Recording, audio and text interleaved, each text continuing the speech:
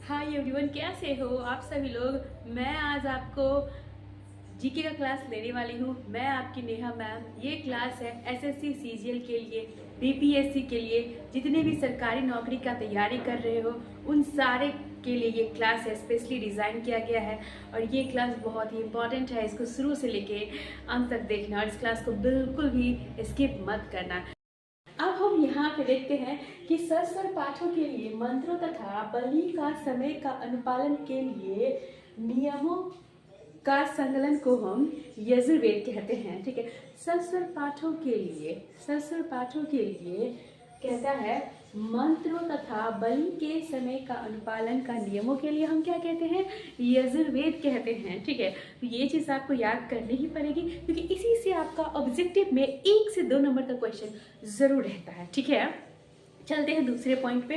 अब दूसरा कहता है इसके पाठकर्ता को अथर्यु कहते हैं। क्या कहते हैं बाबू? अथर्यु। ठीक है, अथर्यु इज वेरी इंपॉर्टेंट। अथर्यु कहते हैं, कहता है कि इसके पाठकर्ता को क्या कहते हैं? अथर्यु कहते हैं। अथर्यु, तो ये आपका ऑब्जेक्टिव में 1 नंबर में तो रहता ही रहता है। मैक्सिमम एग्जाम का क्वेश्चन है कि यजुर्वेद के पाठकर्ता को हम क्या कहते हैं, यजुर्वेद के पाठकर्ता को हम क्या कहते हैं। ठीक है, तो ये चीज़ ध्यान रखना। अब यहाँ पे देखना, यजुर्वेद में यज्ञों के नियमों तथा विधानों का संकलन मिलता है। ठीक है, तो इसमें क्या कहता है? यज्ञों के नियमों का विधि विधान का संकलन मिलता है। किसमें? यजुर्वेद में। तो यजुर्वेद से हम क्या समझे कि यज्ञों का नियम तथा विधि विधान का संकलन मिलता है। ठीक है, अब इसमें क्या कहता है कि इसमें बलिदान देने की विधि वर्णन है। तो बलिदान देने के विधि वर्णन किसमें है? आपका यजुर्वेद में। बलिदान विधि देने की विधि जो है किसमें है? यजुर्वेद में। अब हम लोग चलते इसी के आगे। ठीक है, चलिए आज देखते हैं, ये कुछ खास है टॉपिक। ठीक है, अब इसमें देखिए, ये जो है ये सब बात हो रही है किसकी? यजुर्वेद की। यजुर्वेद की बात हो रही है। ठीक है, तो यजुर्वेद की बात हो रही है। इसमें देखो कहता है यह एक ऐसा वेद है जिसमें गद्य और पद्य दोनों होते हैं। इसमें ये एक ऐसा वेद है जिसमें गद्य और पद्य दोनों होते हैं। किस में होते हैं? तो ये यजुर्वेद में होते हैं। ठीक है, और सामवेद का बात करते हैं तो साम का मतलब, अब एक चीज बहुत खास से देखना, साम शब्द का मतलब होता है गान। क्या होता है? गान। अब इसमें देखो, सामवेद, साम का मतलब ही होता है, शाब्दिक अर्थ होता है गान। क्या होता है बाबू? गान। और एक और खास सुनना, इसमें मुख्यतः यज्ञों के अवसर पर गाए जाने वाले ऋचाओं का संकलन है। ठीक है, तो कहता है कि इसमें यज्ञों के अवसर पर गाए जाने वाले ऋचाओं का संकलन है। क्या है? यज्ञों के अवसर पर। अब इसमें आप देखना, इसके पाठकर्ता को उद्रातु कहते हैं। ठीक है, इसके पाठकर्ता को क्या कहते हैं? उद्रातु कहते हैं। बाबू, इसके पाठकर्ता को क्या कहते हैं? उद्रातु कहते हैं।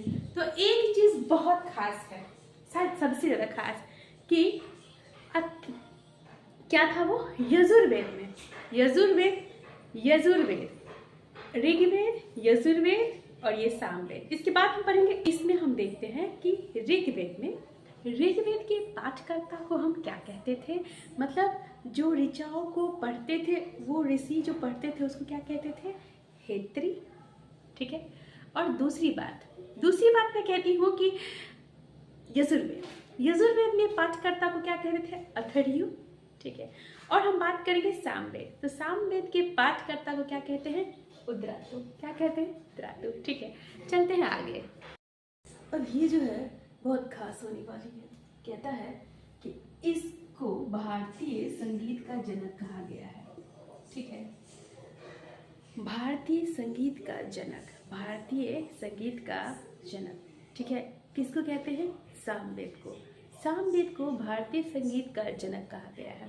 अब इसमें देखिए, अथर्ववेद कहता है अथर्वा ऋषि द्वारा रचित इस वेद में कुल 731 मंत्र होते हैं तथा लगभग 6000 पद्य होते हैं। कहता है अथर्वा ऋषि द्वारा रचित इस वेद में कुल 731 मंत्र होते हैं और 6000 पद होते हैं और इसके मंत्र जो है ऋग्वेद के मंत्रों से प्राचीनतर है। ठीक है, और यहाँ पे कहता है कि ये याद रखना कि इसमें कितना होता है 731, क्या कहता है 731 मंत्र और 6000 पद होते हैं और इसके जो कुछ मंत्र हैं जो ऋग्वेद से भी प्राचीनतर हैं। ठीक है, अब ये बहुत खास होने वाली है क्योंकि ये आपको बताएगा बहुत इंपॉर्टेंट चीज़। कहता है अथर्ववेद में परीक्षित को कुरुओं का राजा कहा जाता था।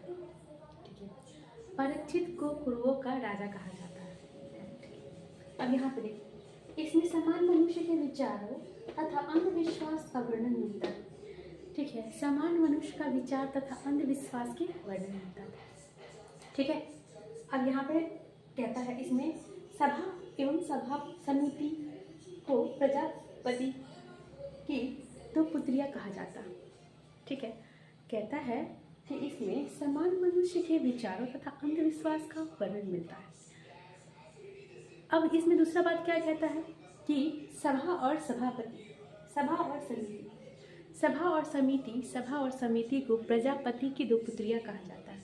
ठीक है, इसमें एक चीज़ हम यहाँ पे एक चीज़ देखेंगे कि हर एक point is very important, you have to make a separate note.